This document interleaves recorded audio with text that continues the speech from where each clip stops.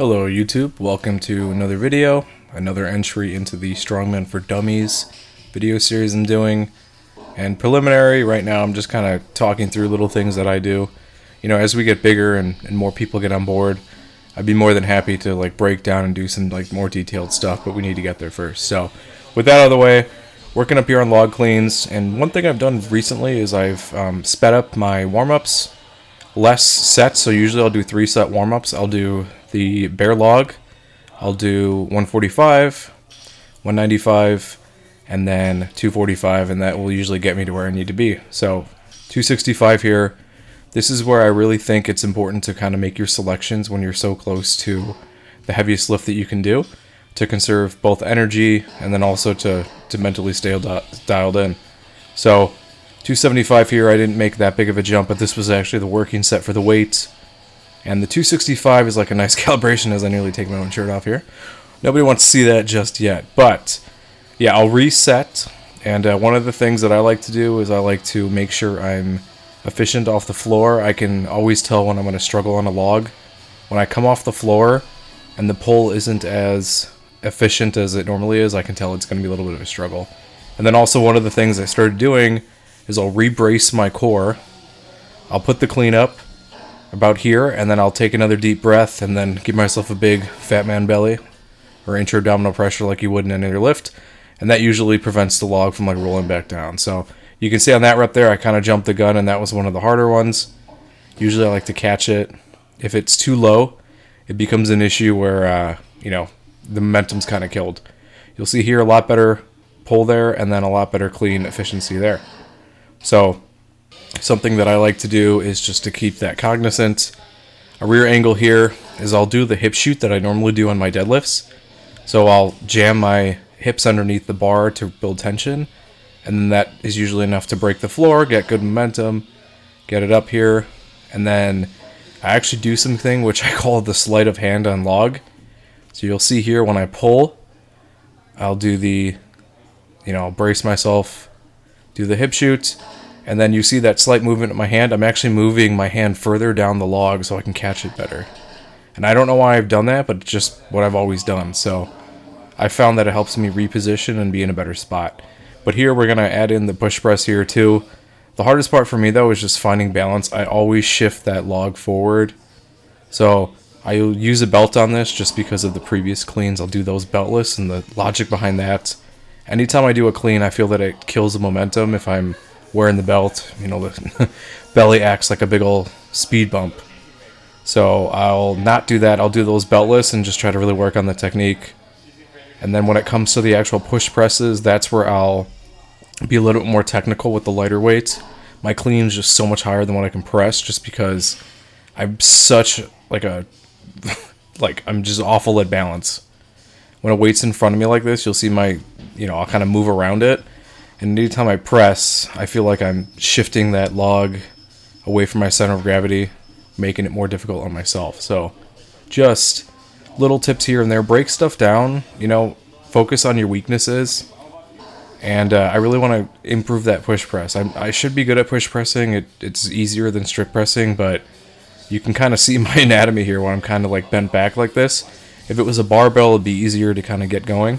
But when I press, you're trying to press from that position, that neutral grip, a little bit different than you would on an OHP. So, it's a little bit more convoluted than natural. So you really just have to keep pounding reps until you can find that mechanism or pattern of movement that allows you to get where you need to be. So you'll see here, I can usually just rip the log up here. Clean is no issue. And then you'll see here, I really think about where I'm going to press and kind of my trajectory. And I'm really trying to coordinate the push with the press and the lockout. Some people do a jerk, and that's a little bit more complicated, but I want the sheer upper body power of the push press. I feel like that's more beneficial for me. Like I said, I've never done Ollie lifting. This wasn't something I wanted to do. So, you'll see rep after rep here. I'll reset, think about it, and I'll try to coordinate everything together. So I'll drive my hips, and I'll kind of do that triple extension. I need to get more confident doing that. It's just not something that is, natural to me, like a deadlift or any other lift. So I tried the Atlas Stone one last time here. I know I already made a video saying I'm not doing it anymore, but I got a new screw-in tried to get it to work. Did not work. So something is definitely filed down and is not working out too well. So it makes this just horrible noise because all the metal on metal. And so this is the key you use to open up the log. So there's one side where you can pull it off, almost like a Weber grill, and the other side locks the screw in. So I'm like, okay, well, if I can just do reps, I'll just tighten it each and every time. But, you know, as physics and everything else in this universe work, metal on metal, even if you try to control the drop, it is going to sound like metal on metal. So not worth the risk. It was opening up. I didn't want to cut myself. Just not a good time. So we're just going to run with the farmer's carries here. And a little bit of a hit note on myself here. The front end should be lower than the back end. Otherwise, you're just creating drag and making the lift more difficult for yourself. So I need to really work on that. But when the weight is light, I just kind of pick it up and go.